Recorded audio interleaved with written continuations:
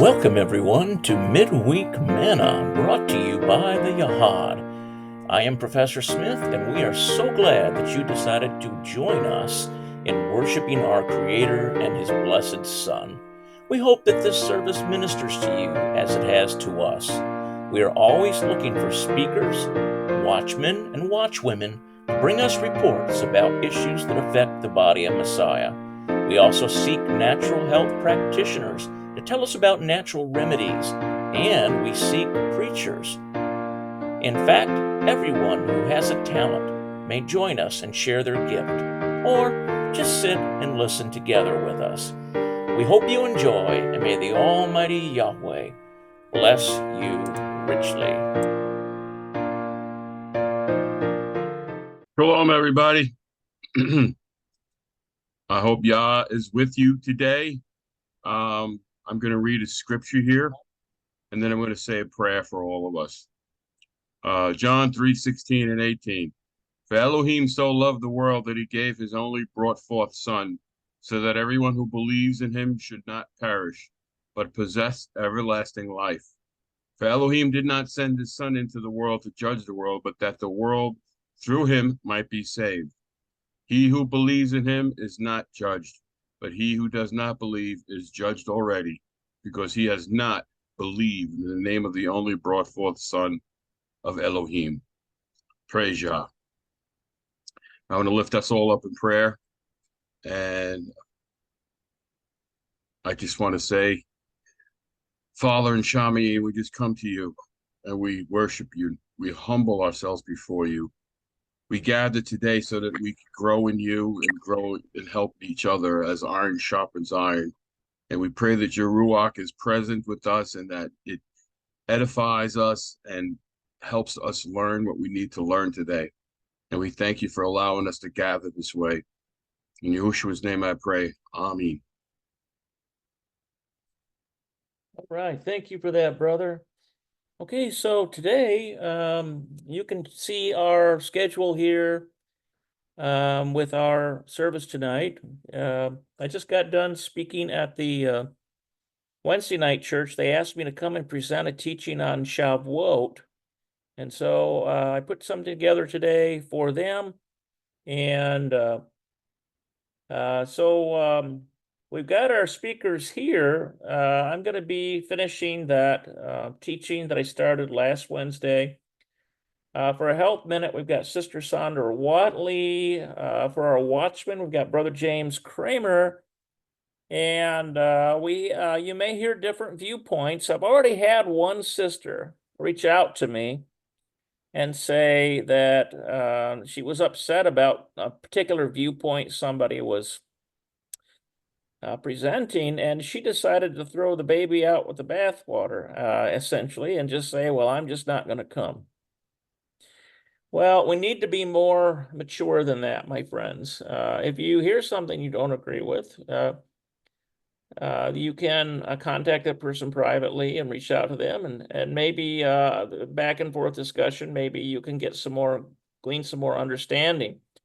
But we do have a unity and diversity, not diversity and conflict. And so this is what we try to maintain here in the New Earth Restoration services. So tonight we are going to have Brother James Kramer. He's going to be presenting our Watchman Report. Let's read this one here in Ezekiel 3:17. Son of man, I've made you a watchman unto the house of Israel. Therefore, hear the word at my mouth and give them warning from me. So that's really the job of the watchman. What I want to start with tonight is what's going on with all the student protests. Over the past 2 years, we've seen an outgrowth of students engaged in protest. Many of these protests are violent and revolve around demands for accepting their personal views. While most of these protests are instigated by outside agitators, it seems many of our youth are all too eager to take part, even though, for the most part, that student has no clue what the agenda is, nor do they seem capable of understanding the long-range consequences of their actions. And why do we see this? Well, it was prophesied to us in Isaiah 3:4. And I shall make youth their head, and children shall rule over them. Okay, so as a teenager in the 60s, I remember well the anti-war protests of that era. You did not see mobs engaging in violence, although there were occasional acts of violence committed by groups such as the Weather Underground and the Black Panthers. But these were the exception. The nature of those protests reflected the minds of those youth against hate and violence. And you'll notice in the picture there on the right, this was a very common thing in that era with the peace protest. They was always putting flowers down the barrels of the guns or presenting them to the military men who were facing them.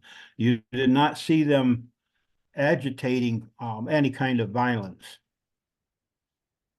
And underneath that we read, so how do we come to the place where violence and destruction are the means of protesting? Well, if we go over to the left side now, we'll see in Isaiah 3:12, my people, youth exert pressure on them and women rule over them. Oh, my people, your leaders lead you astray and swallow the way of your past.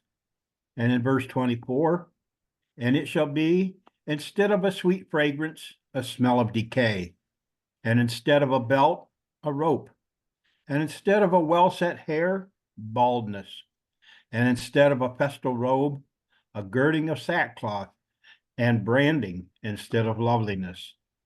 So we see that the times of peaceful protest have come to an end.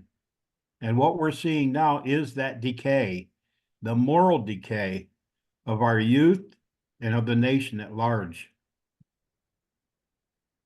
And in Jeremiah 6, verse 19, we read, hear, O earth, see, I am bringing evil upon this people, even the fruit of their own thoughts, because they have not listened to my word nor my Torah, and they have rejected it.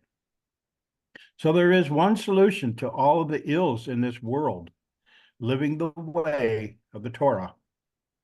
In Romans 14, and I forgot to put the verse in, sorry about that. It has been written, as I live, says Yahweh, every knee shall bow to me and every tongue shall confess to Elohim. In Isaiah 42, in verse 21, it has delighted Yahweh for the sake of his righteousness to make the Torah great and esteemed. Verse 23, who among you gives ear to this, pays attention and hears for the time to come? In verse 24, who gave Jacob for plunder and Israel to the robbers? Was it not Yahweh? He against whom we sinned? For they would not walk in his ways, and they did not obey his Torah. When will mankind ever learn? We're walking in a world today where we're seeing the mass destruction of the rights and the freedoms and the liberties that we, especially here in America, have come to cherish so much. I had a discussion today with a fellow who came out to check my meter because I thought I had a problem. I do have a problem with electric loss somewhere, but it's not in my meter. Looks like it's going to be in one of my appliances, so I've got to do some background check on them. But we're living in a world today where all of these things are coming down upon us. And as this young man was out there checking these things out, we got to talking, and he is just as aware of this as anybody I have ever talked to. It was just, to me, it was just a treat to talk to somebody who understands these things and actually understands the reason, the lawlessness that has come upon our land. Well, and in conjunction with that lawlessness, we'll move on. And this is from the Right Side Offers. It's a website that I get information from. And this was their headline, DEI kills. How university enrollment guidelines are churning out unqualified doctors. And what I have on this left side is excerpts from that. In yet another blow to diversity, equity, and inclusion standards for colleges and universities, whistleblowers recently revealed that nearly half of all medical students enrolled in UCLA fail medical competency tests. Whistleblowers have come forward to say that UCLA is setting aside stringent admission requirements in the name of DEI, and it is affecting the quality of some graduating doctors from the once esteemed university. So who has your back? These days, it's hard to tell just what kind of background a person has in their past. And with an administration that is constantly pushing the envelope on radical progressivism and diversity, are we being subjected to substandard health care?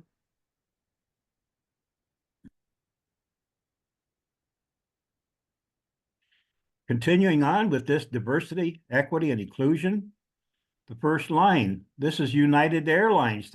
These are different websites. This first one was from United Airlines, the second one from Delta Airlines, the third one from American Airlines, and the fourth one from Southwest. All of them have a big bragging rights about this DEI. And having read what was being observed in the medical field concerning DEI, just how safety-minded or well-trained do you feel these employees actually are? Is concern for public welfare now considered less important than fulfilling DEI requirements? And while we are thinking about it, how many of those hired have even been vetted for terrorist ties? And as I quote or put over here on the right, are you planning any air trial in the future? And you'll see underneath one of the engines that caught fire mid-flight. And thankfully, they were able to get it back on the ground with no loss of life.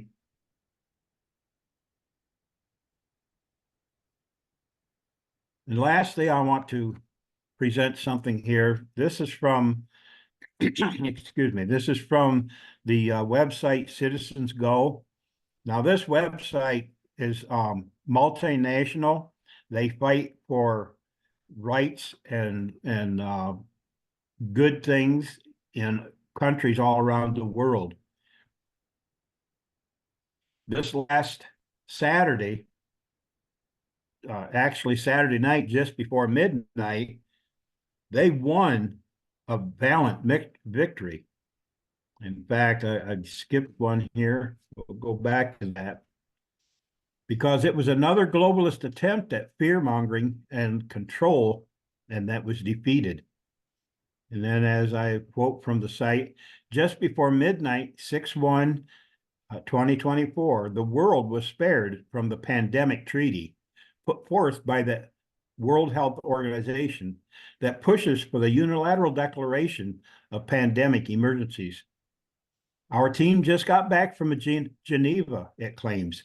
And let me tell you, the showdown of the pandemic treaty was nothing short of epic. What an incredible journey it has been. Thanks to your unwavering support and that of 2.5 million citizens who signed the petition, with our relentless team on the ground, we managed to stir things up, expose their agenda, and most importantly for now, we have stalled their pandemic treaty. But they are fuming. As much of the WHO Director General tries to cover it up, globalists are infuriated that they couldn't progress in the way that they expected. And if anybody out there is interested in learning a little bit more about this group, this website right here on top is the best one to go to. The one right below it talks about this petition drive and how it changed minds. Now remember, these people were over, I think it was in Belgium where they had their convention, and these people were right there fighting it and protesting that. The next picture, next slide will show you that. But I did want to show you another one that they have done. this slide here on the left is where they were boycotting Disney World because of their woke agenda. And lastly, on the bottom is a clip from Citizens Go, and explains basically what they are is a community of active citizens who work together using online petitions and action alerts as a resource to defend and promote life, family, and liberty. We work to ensure that those in power respect human dignity and individual rights. Now, I contribute everything I can in the line of signing petitions and usually forwarding those petitions as well, because the more people that sign a petition, the more weight it gains when it gets in front on their desks. And then lastly here, okay, it doesn't want, there we go. We're fighting the good fight. In Luke 9, verses 49 and 50, Canaan answered and said, Master, we saw one casting out demons in your name, and we forbade him because he does not follow with us. But Yahushua said to him, Do not forbid him, for he who is not against us is for us. And I think that is just as relevant in anything that is to support and bring about an awareness of the overreach of governments. And in Psalms 34, verses 13 and 14, says, Turn away from evil and do good. Seek peace and pursue it. The eyes of Yahweh are on the righteous, and his ears unto their cry. So with that, remember that we are fighting the good fight. We are fighting a spiritual warfare. We need to be in prayer just as often as we can make it in a day. And the more that we understand these things, the more we need to share them with others and get others to see and recognize what is going on around us and get them involved as well, because only through involvement can we continue to put pressure on those elitists and globalists who would run tyranny over top of us. And with that, I close, and may all of you have a blessed evening. Shalom, shalom. Okay, so now we have Sister Sonda Watley with us. She's going to give us a health minute, and she sent me a very nice document, I might add. And she's going to be talking about cilantro or coriander. So, Sister Watley, are you there? So, she sent me these details about coriander and cilantro. Okay, so here's some pictures of what it looks like. It's used as a culinary spice, usually fresh. Vitamins A, C, and K, folate, magnesium, and manganese are thick in this herb. It acts as an antioxidant. It helps to reduce blood sugar. Isn't that something? You know what? I might just go and get myself some cilantro because I've had trouble with blood sugar this last week. It stimulates the production of stomach enzymes. That might be her right there. I'm here. Can you hear me now? Oh, we sure can. That's fantastic. All right, I'll let you take it away. I just started out with I left off where it says help stimulate the production of stomach enzymes. So you can carry it away from there. Right. Yeah. So the great thing about cilantro is that it's just really available everywhere. It's going to help really detoxify heavy metals out of your body. And we're going to get into that in just a minute, but it helps relieve joint pain and relieve stress because of the magnesium and the manganese. I have a hard time with that. So the great thing about it is that you can put it in your kitchen window or grow it in your garden in a nice cool spot. It doesn't like real high temperatures. But you can use it in smoothies. Most people just put it on their food. That's what I love to do with it, or just grab a little bite of it. And hold on a second. My poor little dog's having a little attack here. Or you can, just sprinkle it on your food, and it goes pretty much with everything. Like I said, I like to infuse it in water with a little cucumber. and then just put it in, or cucumber or key lime, and just put it in the refrigerator, and then that way you can just grab the whole bottle. So the thing to remember about this is that if you eat a lot of cilantro, it's going to release the minerals that are built up from all over your, or not the minerals, but the heavy metals that are built up all over your system. And you need to make sure that you are taking a really good blood purifier like chlorella, so that the heavy toxins will connect to that and your body will expel them. Otherwise, if you just eat cilantro on your food, you're just redistributing all the metals in your body, all the heavy toxins. And there's some pretty interesting discussions now about the graphene and things like that. So you can add it to smoothies, or pretty much do anything that you want to do with it. But it's a great herb, and I recommend everybody just adding it to the top of their food, that or partially, just like you would hot peppers, or, well, I always add hot peppers to everything. So that's about it. I'm not a doctor though, but please check with your doctor before you do anything, so that you're sure that you're not messing with any prescriptions or anything like that. Herbs are pretty powerful. And, you know, once you start taking one and you feel better, then you're going to want to get into a bunch of them. So just be cautious that you're recording how your body's reacting to things, so that you know when you add or subtract an herb, you're prepared for the beneficial, as well as there can be negative, you know, it can affect you adversely. So, you know, keep it. The best thing to do if you're going to start taking a lot of herbs is to keep a journal, so that you're really watching and paying attention to how your body's reacting to them. So I have one that I actually take for high blood pressure, and it's been quite the experiment, but it seems to be working well. So that's it for today. If anybody's got any questions, I'll take them. Okay, any questions for Sister Watley? We got Brother James has raised his hand. Go ahead, brother. Yes, I would like to know a little bit more about this chlorella. It sounds like something I need to be adding to my diet, because I do like to use a lot of coriander and cilantro. So if you could let me know, do you find this in regular department stores, or you have to go to an organic or Here's what I do.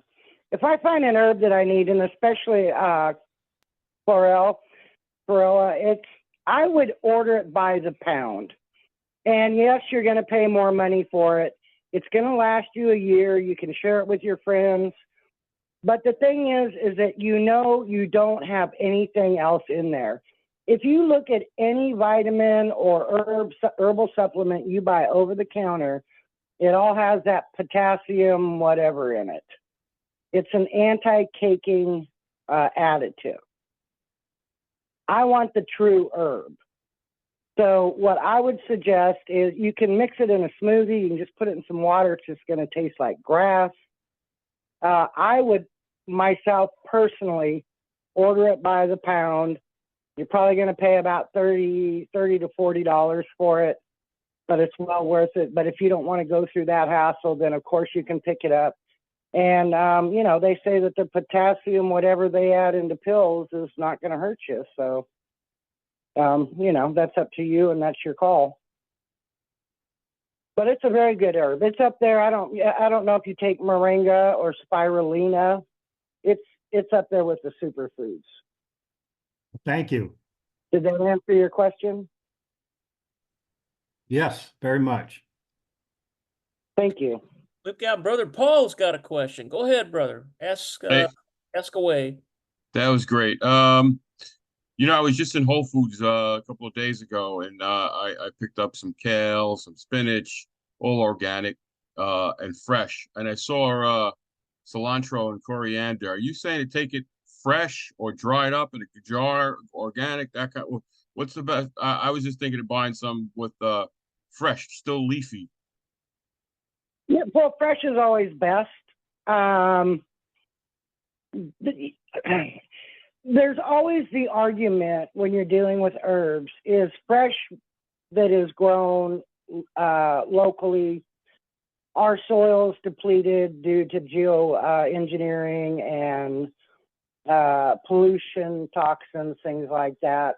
A lot of people like to buy herbs out of Europe, or you can find things out of Brazil and South America that don't have, their soil's probably better. I will always recommend fresh, but you know, you can, if you want to take some with you and put it in a baggie and, you know, and take it with you and go to the restaurant, that I don't see a problem with it. You're always going to do better unless you're really doing it for health. And like, I'll go on fast where the only thing I'm taking are herbal supplements. All my supplements are, I order by the pound. So I literally take handfuls instead of food every day. So you're not supposed to take more than 1/4 of a cup of cilantro, dry or fresh. So just be careful there that when you do it, you're not overdoing it. What did you say was good for Did that blood answer pressure? it? Blood. Yes, you did. Thank you.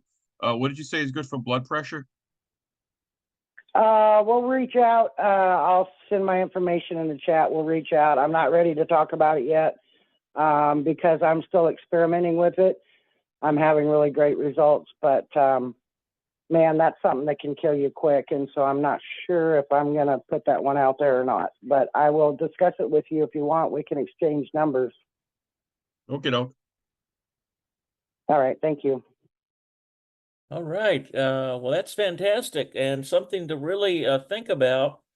I noticed that in some of these restaurants, they'll put a little bit of cilantro in with your dish. And I wonder if that's because of the stimulates production of stomach enzymes. And I've heard that before, that's why they add that little bit of cilantro on there. So there's a lot of interesting information there. So thank you so much for Sister Watley. And we're definitely looking for more information down the road on these herbs and things. Okay, so at this time, we are going to move to our music special. And so what I got is a music group called Praises for Yahweh Ministry. And you can see it right here, praisesforyahweh.org. And they have a Shavuot song, a Pentecost song. So isn't that something?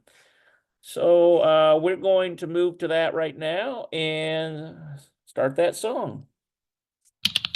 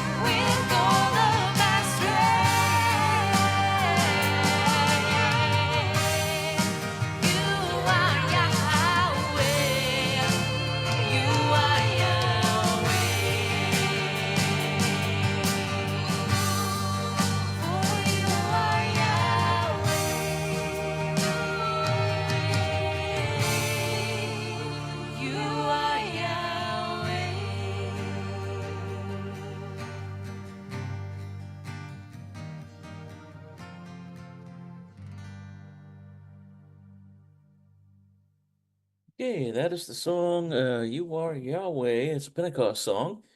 And I hope you guys enjoyed that. And if you remember, we went through Abraham, father of many nations. We talked about this, how we as believers are Messiah's, Abraham's offspring. If we belong to Messiah Yahushua, we inherit those promises.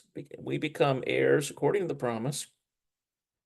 Now, I think I covered how there is another narrative about Abraham in the book of Jubilees. I think I talked a little bit last time that the book of Jubilees is included in the Ethiopian Orthodox Church canon. And you'll notice, I think we mentioned Jubilees and Enoch. Also, we discovered that the book of Jubilees is also known as the Little Genesis, and it was included in around 900 or so texts of the Dead Sea Scrolls. The book of Jubilees is in there. And so you've got two witnesses here. And so I went a little bit into detail about the background of the Ethiopian church, and then a little bit into the Dead Sea Scrolls, how they were discovered, and how one of these shepherds, Kondo, brought them from the shepherds and sold them to Athanasius Yeshu Samuel, Archbishop of the Syrian Orthodox Church, for 60-odd dinars, or around $250. So that was quite a steal. That bishop, that archbishop, managed to get those. And some of the Ivy League universities, when this archbishop tried to approach them, they they thought it was too good to be true, and so they thought it was a forgery or a scam. And so, wow, what a missed opportunity. I talked about that. Remember that some of these books that have come out within 1947, 48, remember those were pivotal years as well, because the nation of Israel was reestablished. It's interesting that Daniel 12:4 says, "But you, O Daniel, shut up the words and seal the book, even to the time of the end. Many shall run to and fro, and knowledge shall be increased." So I believe we are in that dispensation where knowledge is being increased. So then where we left off was this part from the book of Jubilees. Okay, so before I get into Jubilees here and the story of Abraham, we should note that the book of Jubilees it has a character by the name of Mastema, and this character figures prominently all throughout the book of Jubilees. Now, if you study Mastema, there it is in the Ge'ez language. Here it is in the Hebrew. Also known as Mansemat, it's a demon or angel who appears in the book of Jubilee.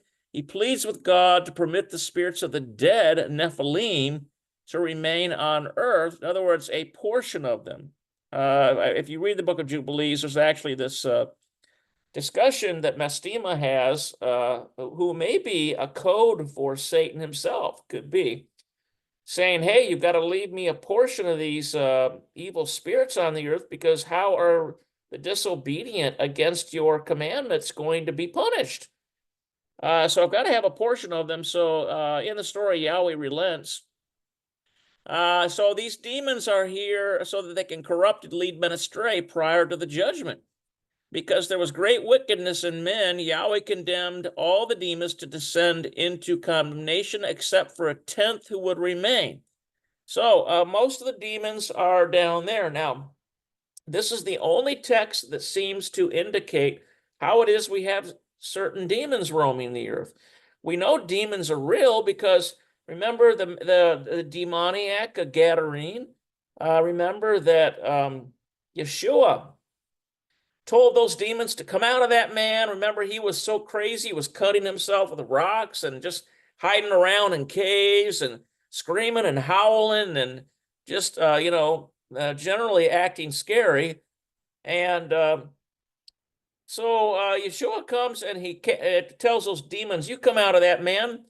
And they said, hey, don't let us wander around. At least send us into the herd of pigs. And so remember that story where he says, okay, go. And these demons, we don't know how many demons. The guy probably had a lot of demons. They come flying out of that guy. and they go into the herd of pigs, and the herd of pigs just go crazy. And they run down the hill and go right off a cliff, and they die. And that's something. This is a story in the New Testament, seems correlate. Here is in the Zadokite fragments and in the Dead Sea Scrolls, the Mastema is an angel of disaster, the father of all evil and a flatterer of God. In some scriptures, it is said that he became a fallen angel. So this is what leads many people to believe that Mastema is really Satan. He first appears in the literature of the Second Temple period as a personification of the Hebrew word mastema, which means hatred, hostility, enmity, or persecution. Well, the term Satan literally means opposer, one who opposes. Now, this here then is taken from the book of Jubilees, and it's about Abraham. So in the 7th year of the week, she bore him a son, and he called his name Abram by the name of the father of his mother, for he had died before his daughter had conceived a son. And the child began to understand the errors of the earth, that all went astray after graven images and after uncleanness. And his father taught him writing, and he was 2 weeks of years old, so about 14 years old.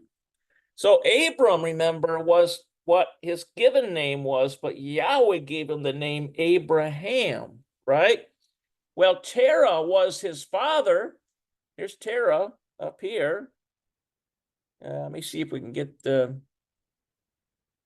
Yeah, it's kind of obscured by my picture, but Terah was Abram's father, who Abram became Abraham.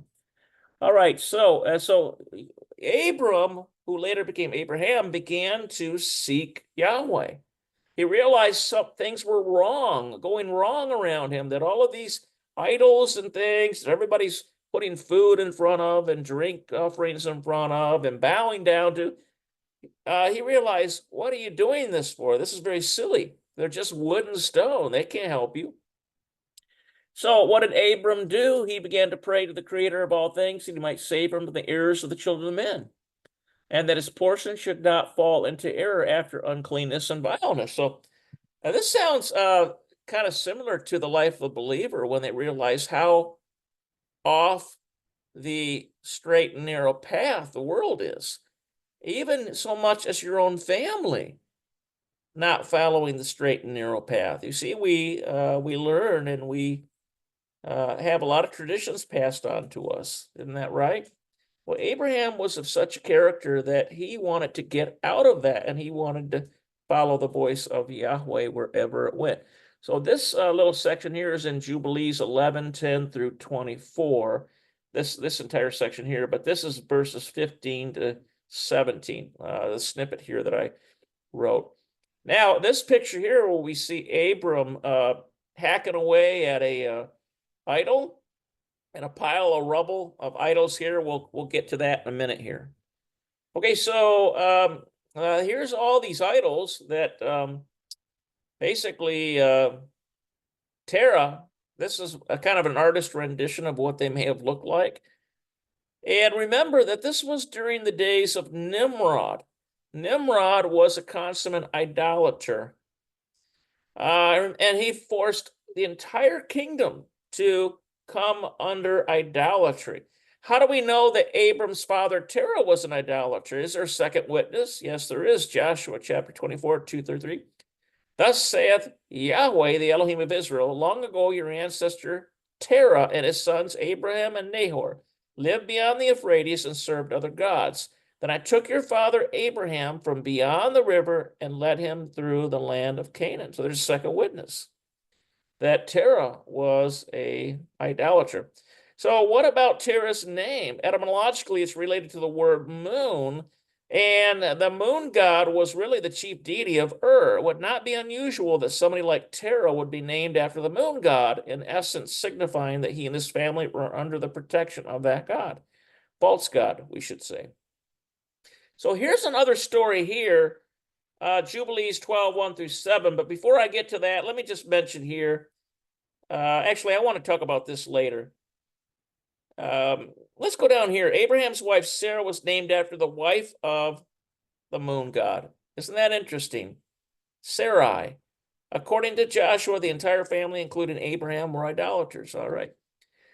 So here it is, Jubilees 12, 1 through 7. And it came to pass the 6th week in the 7th year of it that Abram said to Terah his father, saying, Father. And Terah said, Behold, here I am, my son. And he said, What help and profit have we from these idols which you worship, and before which you bow down? For there is no spirit in them, for they are dumb forms and a misleading of the heart.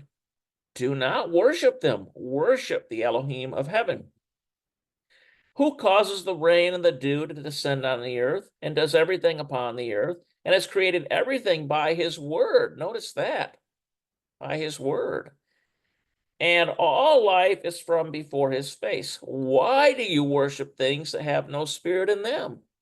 For they are the work of men's hands, and on your shoulders do you bear them, and you have no help from them. But they are a great cause of shame to those who make them, and a misleading of the heart to those who worship them. So this was quite an appeal that Abraham, as a 14-year-old boy, made to his father. You have to understand that Terah was in this kingdom that was mandating. It was against the law to worship something other than the gods that Nimrod said should be worshipped. Remember that in the New Testament it says that idols have an associating demon with them. The Gentiles worship demons when they are worshiping idols. So here's Abraham again. He says, do not worship them. Now listen what his father says. And his father said to him, I also know it, my son, but what shall I do with the people who have made me to serve before them? You see that? He's saying, look, what am I going to do? This is the law. I have to have these idols. But notice he at least acknowledges that they are useless. Terah, Abraham's father, acknowledges that. And Terah says, and if I tell them the truth, they will slay me. Look at that. Be very politically incorrect to tell the truth about idols. Just like today, it's very politically incorrect to tell the truth about a variety of things in the Bible. Now, we might not get slain, at least not here in America, but we could get slain in terms of reputation. We could get slain in terms of put out from a fellowship. If we talk about the Shabbat, if we talk about the feast days, if we talk about any other element of Scripture that religion has casually discarded. Isn't that true? Well, he says, and if I tell them the truth, they will slay me, for their soul cleaves to them to worship them and honor them. And here's Terah. He says, keep silent, my son, lest they slay you, and so on. So we see a very common situation.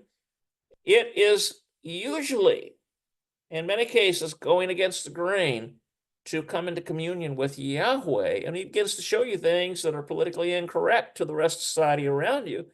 The little g God of this world, the little g God, means Satan, as the New Testament identifies him, is in control. And did you know that he's in control of the religious systems as well? Oh, he loves religion. The devil will show right up in religion. And so an intimate relationship with our Father Yahweh requires humility. What does it require? Well, we read earlier that Abraham began to seek Yahweh and his will. And when we do that, that takes us and it challenges our traditions and what we previously thought was true. And Yahweh begins to form new thoughts, new understanding in us. Okay, so what is the danger of idolatry then? Well, idolatry in successive generations happens because the older generations fail to pass on their beliefs to their children. Consider this quote from the book of Judges in the Old Testament, or in the Tanakh. And all that generation also were gathered to their fathers, and there arose another generation after them which did not know Yahweh or the work which he had done for Israel. This is why the Bible commands us to teach our children. It even goes into Deuteronomy chapter 6, says, speak of these things when you're walking down the path, when you're sitting down, when you're having a meal. Use every opportunity to teach the young people. about these things, because if we don't, idolatry will spring up. Okay, so my friends, what can we learn from the life of Abraham? Well, number one, Abraham was willing to follow by faith and not by sight. We find that in 2 Corinthians 5, 6 through 10. Abraham was willing to risk his life for the truth. Isn't that amazing? John 8, 30 to 32. Abraham was willing to lose his family and friends for the truth. Do you ever feel bad that you've been excluded? The Bible tells you and tells me, rejoice, for the Spirit of Yahweh rests upon us. Rejoice, because you have the presence of Yahweh, which is so much more than the fellowships of this world. Luke 14, 26, 24.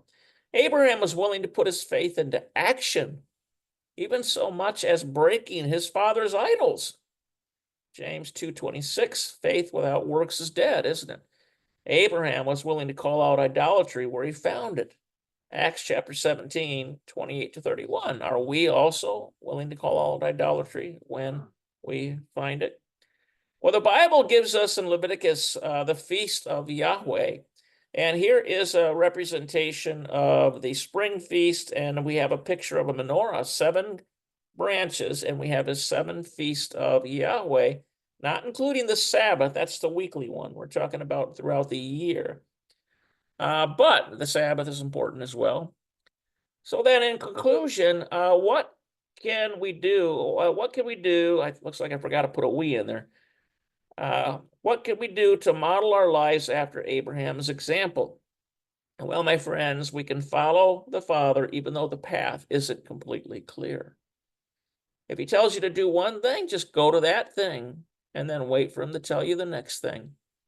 You don't have to have the whole picture. The children of Israel didn't have the whole picture.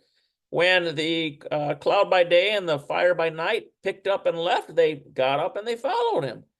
They didn't know where they were going. They were wandering around for 40 years, and they did the same thing over and over. Sometimes you just have to take a step of faith.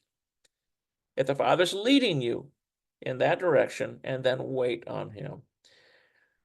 We also have to trust our Father's promises and face into adversity when it arises. We seek his face and we trust his promises.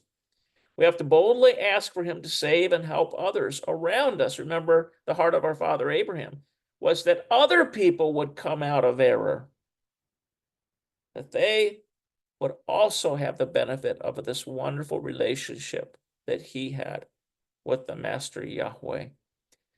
Also, we expect him to do great things, even impossible things in your life.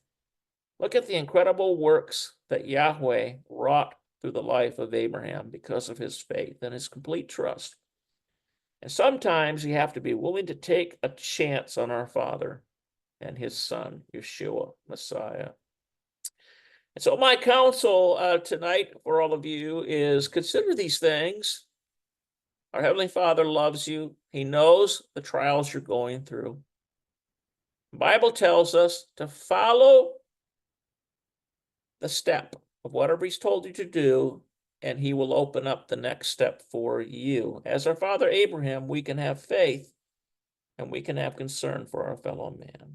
Okay, so here's our calendar. Let's take a look at that. So we have, looks like Dr. Snyder's going to be preaching again, Revelation series or something. We'll have to see. Let's go back then to here and we'll finish up our service.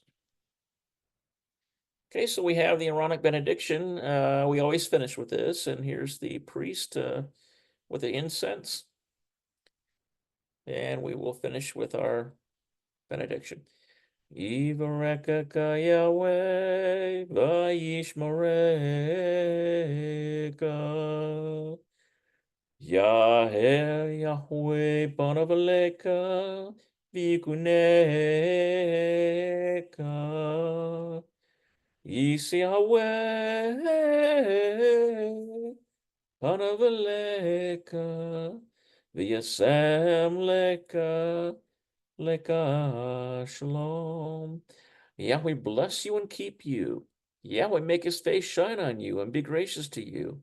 Yahweh lift up his countenance on you and give you peace in the name of Yeshua Messiah, Prince of Peace. The service is finito. Okay, so for those of you out there in cyberspace, I've got this running on the YouTube Live. You can reach out to us. Thank you for joining our service. This is brought to you by New Earth Restoration, Hebrew Messianic Israel. We are fellowships in the Had. My name is Brother Smith. We have Hebrew Messianic Israel here in Greenwood, South Carolina. Shul at hmisrael.com. Reach out to me there. Brother James Kramer, if you are in the Ohio, Indiana, Michigan area, reach out to Brother James Kramer, Hebrew Messianic Israel, Waldron, Michigan. MIPatriot49 at proton.me. And he is happy to speak with you about anything that's on your heart. Okay, and then, of course, the website is hmisrael.com. Dr. Jackson Snyder is in collaboration with us. VeroYahad at gmail.com, and also the website, veroyahad.org. So here it is, New Earth Restoration. We do a lot with the Essene kinds of studies, and Hebrew Messianic Israel, here's this ours. So we want to thank you again for joining us. And